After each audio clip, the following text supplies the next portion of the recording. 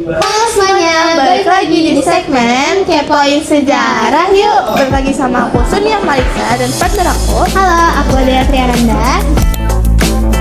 So, gimana nih kabar kalian? Semoga gak ketimpa tugasnya kita sekarang ya. Bener banget, semoga teman-teman di sana tuh tetap bisa bagi waktu antara sekolah dan juga persiapan TKA nih. Karena waktunya bentar lagi. Nah, oke guys, jadi di segmen kali ini kita tuh mau bahas apa sih, Day? Kita akan bahas salah satu materi sejarah yang lagi hype banget di kelas 12, yaitu tentang demokrasi liberal nih Sun. Lebih tepatnya kita mau bahas kabinet siapa ya kira-kira? Oke guys, jadi sekarang kita mau bahas tentang Kabinet Wilopo. Nah, pertanyaan paling mendasar nih guys, Kabinet Wilopo itu apa sih, Day? Nah, bener banget. Jadi Kabinet Wilopo itu adalah kabinet urutan ketiga yang ada dalam demokrasi liberal. Dan Kabinet Wilopo ini itu didirikan atau disahkan tanggal 3 April nggak sih Sun? Seingat aku dan Sunnya itu 3 April ya teman-teman. 3 April tahun 1952 dan berakhir pada tanggal 3 Juni tahun 1953. Jadi kurang lebih periodenya 1 tahun lebih nih Sun. Nah, terus nih Day, aku dengar-dengar katanya tuh ada Zakhen Kabinet. Nah, Zakhen Kabinet tuh apa sih, Day? Wah, nih Sunia salah satu orang yang ternyata udah banyak banget mendengar hal-hal unik dari Kabinet Wilopo ya teman-teman. Jadi bener banget, di dalam Kabinet Wilopo itu ada yang namanya Zakhen Kabinet.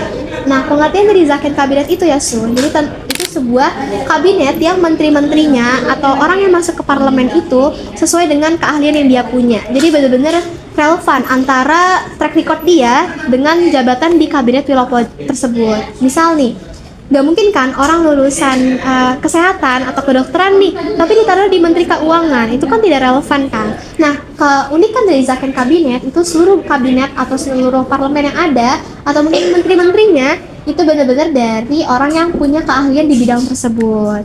Terus kira-kira di kabinet itu tuh siapa aja sih yang gabung di situ?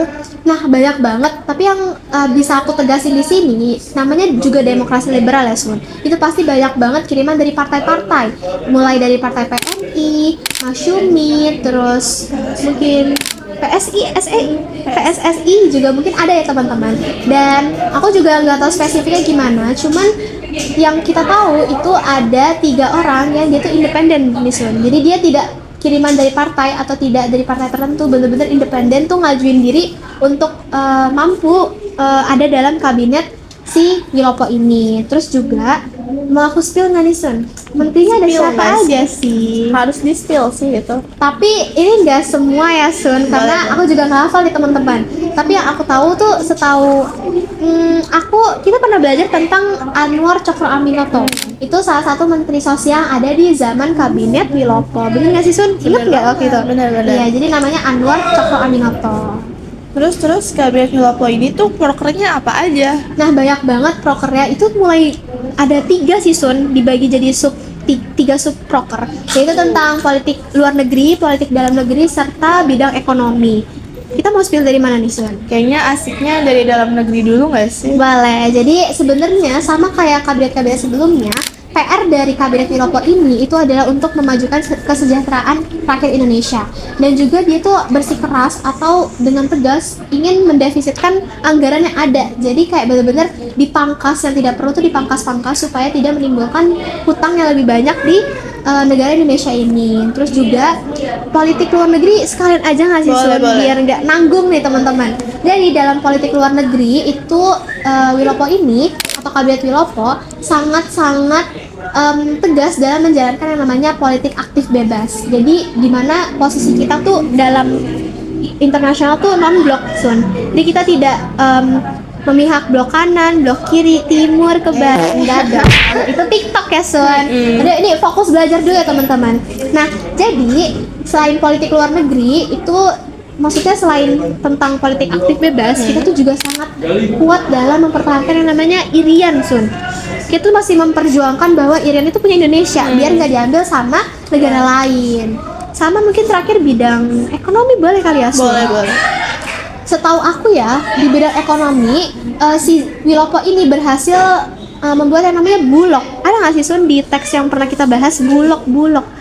Saya ingat aku ada ya teman-teman. Kalau nggak salah. Iya, jadi itu tentang kayak penyimpanan pangan di Indonesia gitu loh Sun. Wow. Jadi biar dipersiapkan untuk rakyat-rakyat. Tapi kalau misal salah informasi dari aku, mungkin teman-teman bisa lanjut baca di buku atau searching Google. Iya, bener banget. Atau nggak gitu. ChatGPT. ChatGPT. Terus pelakor-pelakor tuh kira-kira berhasil nggak? Nah, sejauh ini sih sejarah yang udah kita baca, aku dan Sunia baca, hampir semua itu berhasil teman-teman. Nah, kenapa sih ada unsur atau faktor yang membuat Wilopo ini mundur? Ini sekarang kita bahas aja nggak sih? Boleh, langsung Sunia mau aja. nanya nggak sih tentang kemunduran? Kemunduran ya?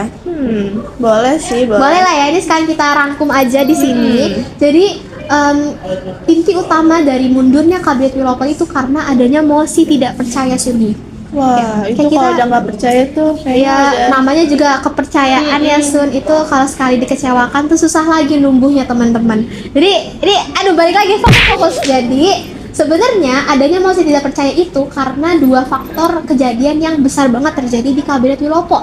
Waktu Kabinet Wilopo menjabat itu ada yang pertama namanya peristiwa Tanjung Morawa. Ini tuh bener-bener kayak pertempuran sesama rakyat Indonesia gitu loh Sun. Aduh. Ini tentang sengketa tanah yang ada di Tanjung Morawa antara petani sama orang sipil gitu. Jadi kayak petani tuh ngerasa ini tuh udah jadi hak milik mereka karena ya mereka yang rawat, mereka yang susunin tanahnya, mereka yang tanemin supaya bermanfaat. Tapi kok tiba-tiba main direbut gitu aja. Dan kecewanya para petani ini karena dirasa tuh Kabinet Wilopo atau parlemen yang menjabat itu kok memihak pihak asing tersebut, memihak pihak yang bukan pihak petani gitu. Padahal kan kita pengennya kayak dibela gitu kan Sun. Jadi itulah inti dari peristiwa Tanjung Morawa. Jadi adanya bener banget panas banget karena Panas adanya banget tuh, Sun. sengketa tanah gitu loh Sun. Ya namanya zaman dulu jadi belum terstruktur kan. Terus juga ada peristiwa tanggal 17 Oktober nggak sih Sun waktu itu? Kalau nggak salah sih iya deh. 17 Oktober tahun 1952. Jadi beberapa bulan ya Sun sebelum sesudah Wilopo menjabat itu ada muncul perlawanan atau semacam apa ya Sun? Pokoknya itu dari TNI teman-teman. Jadi TNI itu ngerasa bahwa pihak parlementer itu terlalu mencampur adukan, ya.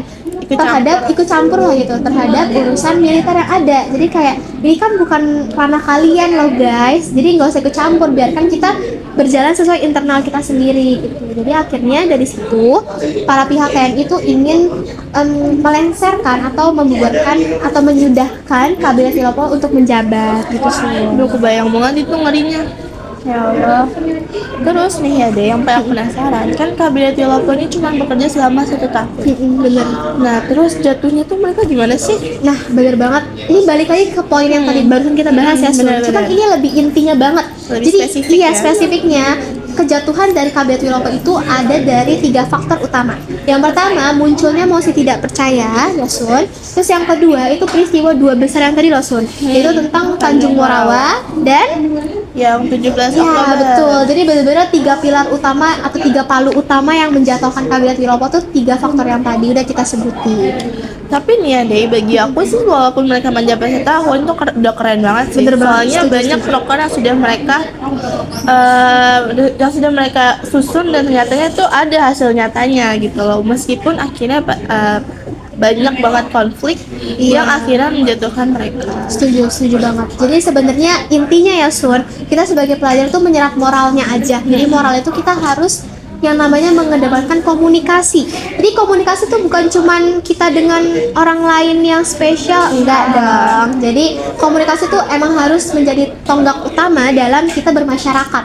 Jadi tidak boleh ambil keputusan sendiri tanpa musyawarah gitu ya Sun. Tanpa kesepakatan bersama. Bener, dan kita harus tanggung jawab dengan apa yang sudah diamanahkan oleh orang lain kepada kita. Setuju banget deh. Oke deh guys, jadi tibalah sekarang kita di penutup podcast kali ini. So, sekian dulu episode kita kali ini. Kurang lebihnya mohon maaf. Wassalamualaikum warahmatullahi wabarakatuh. Dadah teman-teman. Bye bye. Sampai jumpa di episode berikutnya.